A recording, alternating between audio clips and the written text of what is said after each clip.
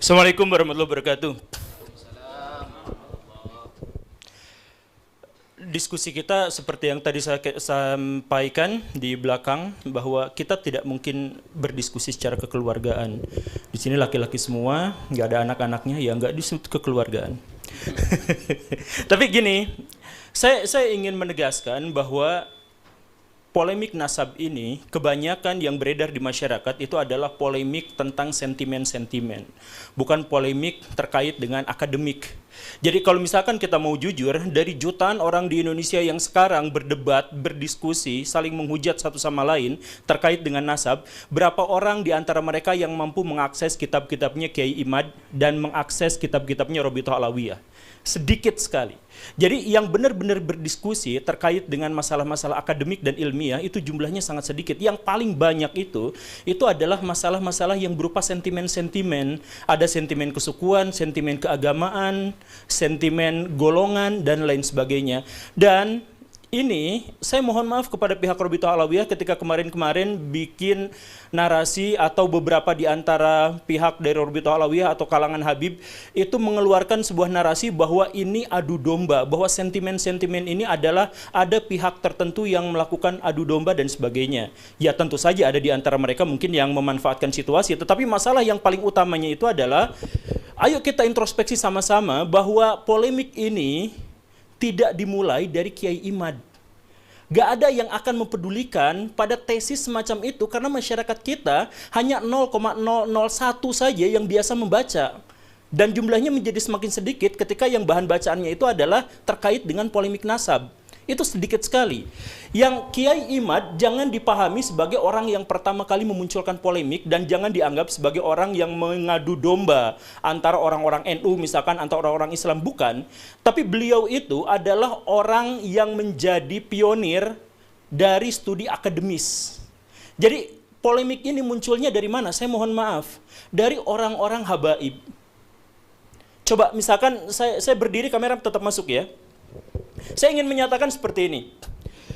Sebelum tahun 2000-an, habaib di Indonesia itu sudah ada. Orang-orang yang mengaku sebagai keturunan Nabi itu sudah ada. Dan profesi mereka sangat bervariasi. Status sosial mereka juga bervariasi. Ada dari tukang jualan parfum sampai menteri luar negeri, Indonesia punya yang levelnya habaib. Dan tidak ada kerusuhan, tidak ada polemik di antara itu semua. Yang tiba-tiba muncul adalah, saya mohon maaf ya, di awal reformasi muncul Pak Habib Rizik dengan FPI-nya. Pak Habib Rizik itu latarnya sebenarnya dari NU, tapi entah bagaimana ceritanya, di situ sudah mulai ada kisruh dengan NU yang lain. Ada FPI versus Banser. Kemudian ada kerusuhan, ada serangan di sini dan di sana dan sebagainya. Nah, ini memunculkan apa? Di antara kaum muslimin itu memunculkan satu pikiran bahwa saya tuh gak setuju dengan Habib Rizik, saya tuh gak setuju dengan gerakan-gerakannya yang radikal, saya tuh gak setuju ketika kaum muslimin terlibat dalam percekcokan yang begini dan begitu. Banyak di antara kaum muslimin yang tidak setuju itu, tapi kemudian apa? Mereka tidak berani melawan, tidak berani menentang karena itu kan Habib. Ini kan keturunan Nabi. Jadi pada waktu itu ada dilema, ada polemik sebelum polemik itu menyeruak ke media, polemik di dalam hati kaum muslimin bahwa kami sebenarnya ingin menentang, ingin mengkoreksi pernyataan-pernyataan dari Pak Habib Rizik. Tapi kami gak berani karena itu adalah keturunan Nabi. Jadi di sini ada penghormatan yang sangat besar terhadap kaum muslimin, terhadap nabinya, terhadap junjungannya, tetapi di sisi lain ada orang yang mengklaim ini adalah keturunan Nabi dan kontroversial. Kita nggak bahas dulu soal apakah Pak Habib Rizik itu benar atau salah, kita nggak bahas itu. Kita bahas bahwa Pak Habib Rizik memunculkan polemik pada waktu itu, terkait dengan masalah toleransi, terkait dengan masalah FPI, terkait masalah hal yang semacam itu. Dan setengah dari kaum muslimin, anggaplah ya, data kasarnya adalah setengah dari kaum muslimin kemudian tidak setuju dengan ini, tapi mereka tidak melakukan apa-apa. Ketidakberanian, takut kualat, ini keturunan Nabi. Dan kemudian ketika Pak Habib Rizik agak turun dengan cerita-cerita dan drama-drama di media massa itu, muncul sesuatu yang lebih besar. Pak Habib Bahar bin Smith melakukan persekusi dan kekerasan, intimidasi terhadap orang lain, lisan maupun perbuatan, dan itu direkam, dipublikasikan kepada media-media mainstream di Indonesia. Dampaknya apa? Balik lagi, ini mana ada keturunan Nabi seperti ini, kami merasa malu, merasa jengkel, merasa takut, merasa terintimidasi. Saya harus katakan begini Baraya, kenapa yang datang ke diskusi ini cuman saya? Dan saya katakan lebih dari setengah kolom komentar yang jumlahnya ribuan di satu video saya itu meminta saya untuk tidak hadir dalam acara ini. Kenapa? Saya mohon maaf. Dalam konteks ini pihak Robitoh Alawiyah gagal untuk menyampaikan keamanannya kepada orang lain. Pihak orang-orang dari kalangan habaib gagal untuk menunjukkan bahwa kami itu baik, rahmatan lil alamin, soleh, tulus, ikhlas, baik hati, siap mentraktir. Gagal untuk menyampaikan itu ke publik karena yang ditampilkan itu apa? Kekerasan atas nama habaib, bahwa kami itu boleh melakukan persekusi. Bahkan Pak Habib Bahar bin Smith di pengadilan, ketika beliau sedang diadili, kemudian ada saksi dan kemudian beliau mengatakan, kamu tahu nggak siapa saya? Saya adalah keturunan Nabi. Kalau kakek saya begini, kamu tahu kakek saya seperti ini, kenapa kamu memberatkan? Kamu membuat kesaksian yang memberatkan pada saya. Itu kan sebenarnya menyakiti kaum muslimin. Karena ada orang yang melakukan kekerasan atas nama Nabi, diadili tapi minta privilege. Siapa yang melakukan itu? Golongan habaib.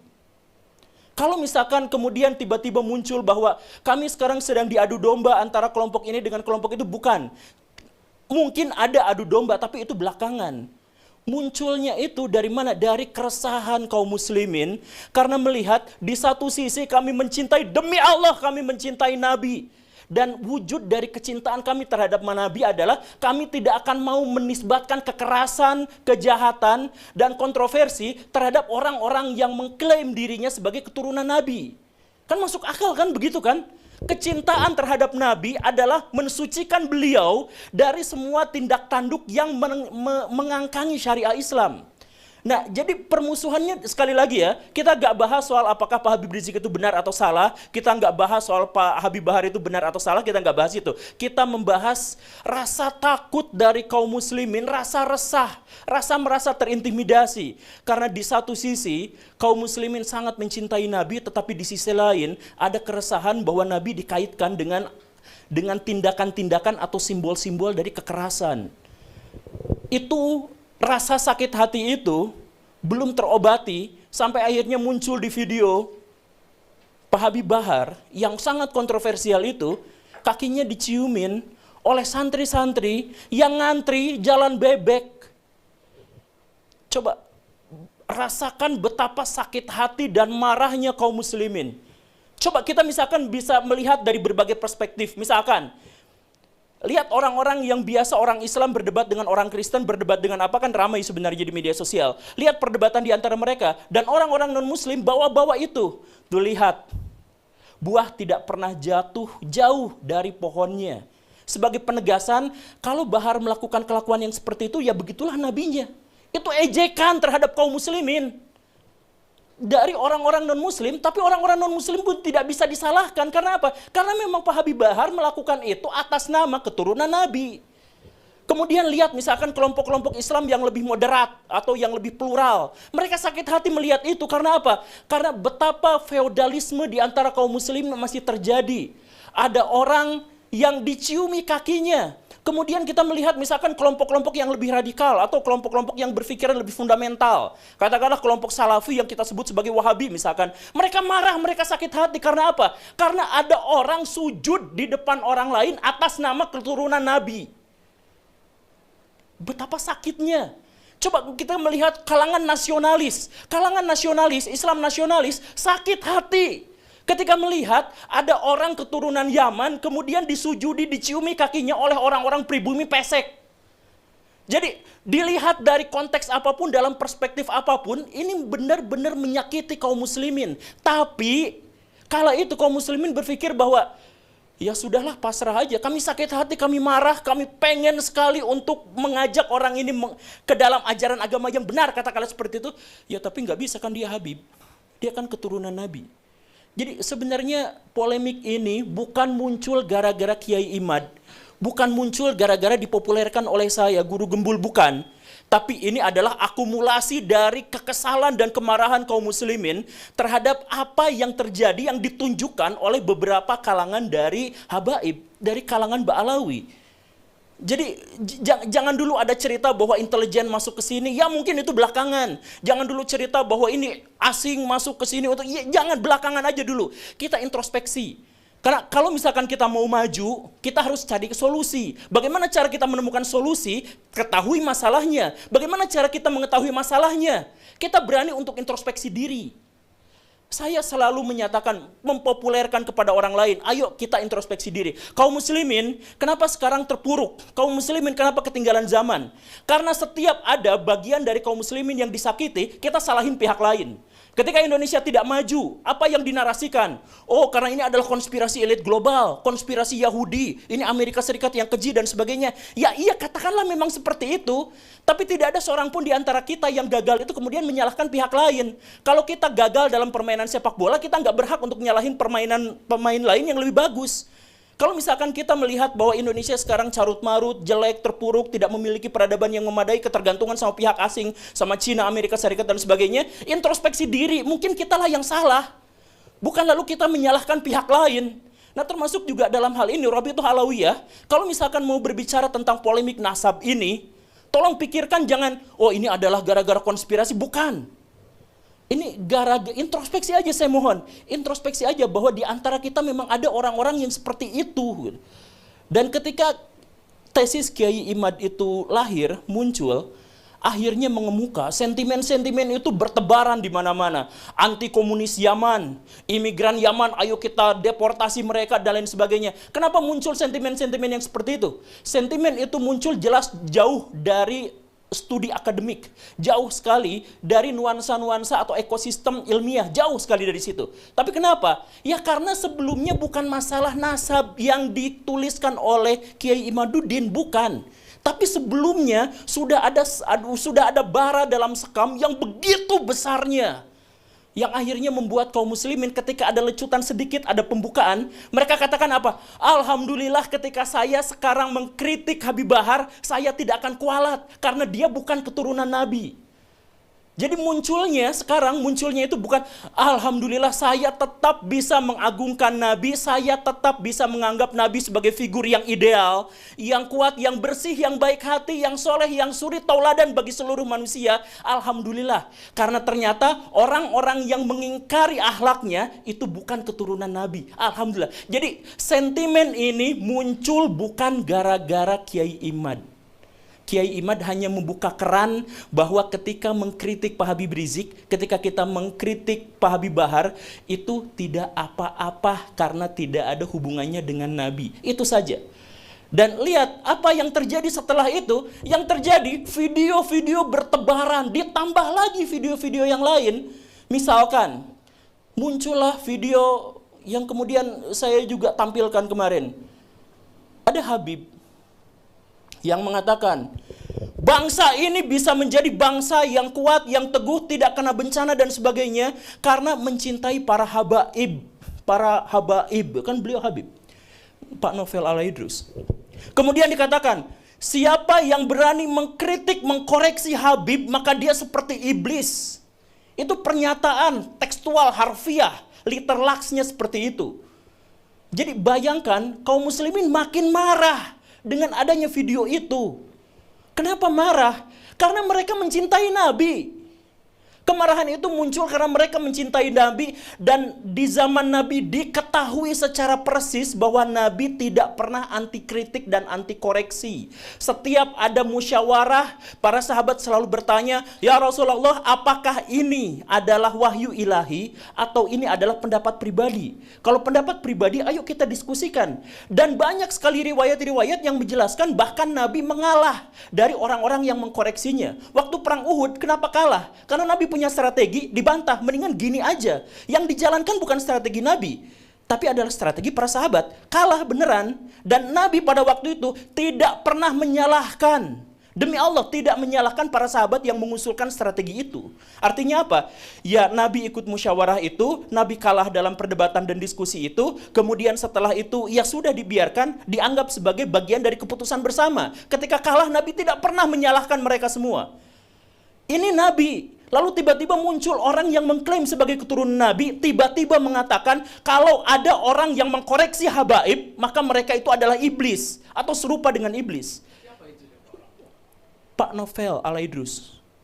Itu videonya sudah viral, saya yakin banyak di antara orang-orang di sini juga sudah melihatnya. Nah, kalau misalkan dari Ba'alawi tidak menyaksikan itu tidak apa-apa. Kalau misalkan di antara Ba'alawi, di antara orang-orang itu lepas tangan dengan itu, ya nggak apa-apa. Tapi pahamilah bahwa kisruh ini, polemik ini bukan dimulai dari adanya gerakan-gerakan intelijen untuk memecah belah kaum muslimin. Sekali lagi, kalaupun itu memang ada, jangan kita jadikan sebagai alasan untuk mencari kesalahan. Jadi, kalau misalkan saya melakukan perzinahan, saya bersumpah saya tidak akan nyalahin setan. Emang kerjaan setan itu untuk membisiki saya untuk melakukan kemaksiatan. Kan begitu. Jadi kalau misalkan kita dipecah belah, jangan salahkan pihak yang memecah belah. Orang kerjaan mereka seperti itu. Salahkan diri kita kenapa kita bisa dipecah belah. Dan lagi-lagi ini jauh dari sentimen akademik. Makanya kalau misalkan kita ngadain debat publik misalkan yang seperti ini, saya pastikan, saya berani bilang, kalau misalkan kita mengadakan debat publik sampai 100 kali di berbagai universitas terkemuka, polemik ini nggak akan berakhir. Satu-satunya cara untuk mengakhiri adalah, yuk introspeksi sama-sama, hentikan narasi-narasi di media sosial terkait dengan privilege dan penghinaan terhadap orang-orang yang dianggap suci dan orang-orang yang dianggap bersih di Indonesia di luar Ba'alawi. Coba, misalkan Baraya di sini, saya minta maaf, tapi coba langsung rasakan bagaimana sikapnya ketika ada orang yang mengatakan seperti ini. Sorbannya kiai-kiai itu derajatnya ada di bawah kaki dari Habib, bahkan ketika Habib itu penzina, tukang narkoba, tukang mabok. Ada narasi seperti itu disebutkan, dipopulerkan oleh kalangan mereka sendiri. Jadi ketika polemik ini mengemuka, mereka langsung ngomong, jangan tetap jangan kritik habaib, karena sorbannya, pecinya kiai-kiai itu derajatnya lebih rendah daripada kakinya Habib-Habib Ba'alawi itu yang tukang narkoba, yang tukang zina, tukang maksiat. Coba, orang kampung belajar Iqra. Orang kampung waktu kecil itu belajar tentang akidah, belajar tentang sejarah dari ustadz, dari kiai yang sangat mereka cintai. Lalu ada cerita bahwa kiai mereka derajatnya di bawah kaki habaib tukang narkoba. Rasakan bagaimana sakit hatinya mereka ketika mendengarkan narasi yang seperti ini. Bahwa kemudian Habib terbodoh itu 70 kali lipat lebih mulia daripada Habib terbodoh itu 70 kali lipat lebih mulia daripada kiai-kiai. Coba kalau misalkan kita ikut pengajian, kita ketemu sama orang yang kita salim tangan karena menganggap ilmunya luar biasa, memberikan kontribusi kepada kehidupan kita, memberikan pencerahan kepada kita, lalu dikatakan bahwa mereka itu nggak seberapanya dibandingkan dengan Habib paling bodoh. Bisa nggak merasakan penderitaan dan sakit hati yang luar biasa dari situ?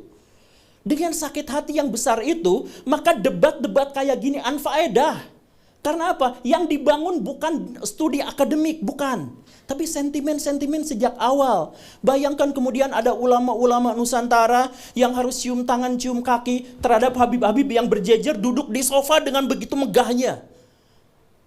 Kalangan nasionalis sakit hati, kalangan tradisional sakit hati, kalangan fundamentalis sakit hati, mau yang liberal sakit hati, yang radikal juga sakit hati melihat fenomena semacam ini. Jadi please lah, saya demi Allah, atas nama Allah saya katakan bahwa saya datang ke sini untuk menghentikan polemik ini. Saya berharap saya bisa. Tapi untuk menghentikan polemik ini bukan dengan debat, bukan dengan diskusi. Tapi ayo kita sama-sama hentikan yang seperti itu. Kemudian kemarin Pak Fikri Syahab mengatakan kepada saya bahwa kami sebenarnya lepas tangan terhadap kelompok-kelompok habaib yang seperti itu. Karena kami adalah ormas penulis nasab saja. Dan kami tentu saja tidak memiliki otoritas untuk ngurusin apa yang mereka katakan dan apa yang mereka perbuat. Misalkan seperti itu. Ya kalau memang seperti itu, sampaikan kepada publik, bukan kemudian melakukan pembelaan-pembelaan. Kalau misalkan kemarin Pak Haji Roma Irama mengatakan bahwa saya pernah ditawari sertifikat habaib, bukan dicaci maki. Kenapa tiba-tiba muncul di media-media itu, ini orang yang sudah sepuh, ini orang yang sudah ini, tapi kenapa malah seperti ini, su'ul khotimah dan sebagainya? Bukan. Jujur saja, kalau misalkan kita mau tahu, pencatatan nasabah Alawi itu sangat rapihnya itu pas zaman Pak Taufik Asgaf sekarang kan. Sebelum itu kan masih banyak yang gonjang-ganjing kesan-kesini. Bahkan Mbak Alawi sendiri pernah memergoki ada beberapa orang yang menjual sertifikat nasab itu kan. Nah itu kan harusnya memang diakui dan kemudian mengatakan, oke, kami akan melakukan hal yang lebih baik lagi terhadap pencatatan nasab ini. Bukan justru malah mencaci maki, marah-marah di media sosial terkait dengan masalah yang seperti ini. Ini justru akan memperkeruh. Sekarang Mbak Alawi musuhnya jadi banyak. Dan mereka bukan hanya banyak, mereka banyak marah ketakutan di sisi yang lain. Sehingga apa? Kemarin waktu ada pertikaian di Karawang atau Tangerang itu yang kiai katanya digebukin sama kelompok Ba'alawi, sama kelompok Habib. Itulah yang akhirnya menyebabkan Rabithah Alawiyah dianggap begitu mengerikannya. Pak Guru Gembul, please lah, saya punya firasat buruk, jangan berdebat datang ke mereka. Mau menang, mau kalah tetap genjur, bonyok mukanya. Jangan salahkan mereka. Demi Allah, jangan salahkan orang yang menyarankan itu, karena sudah ada wujudnya. Sudah ada kiai dan banser yang memang digebukin. Sama siapa? Sama habaib. Sama orang-orang muhibin. Itu memang nyata, itu memang benar. Dan itu divideokan dan viral dan banyak orang yang menyaksikan. Jadi sekali lagi, ketika sekarang Mbak Alawi, ketika habaib di Indonesia itu digonjang-ganjing dengan begitu banyak isu, please introspeksi diri. Dengan cara itulah kita bisa menghentikan polemik. Kita bisa membangun bangsa yang lebih baik. Kita bisa membangun peradaban yang lebih besar. Kalau setiap orang insaf atas apa yang harus dia lakukan dan apa yang selama ini sudah dia lakukan. Saya yakin semuanya baik-baik saja. Ketika saya misalkan datang dan ketemu dengan Gus Wafi secara langsung, kok orangnya lucu ya? Dengan Pak Syahab, lah kok orangnya ramah ya?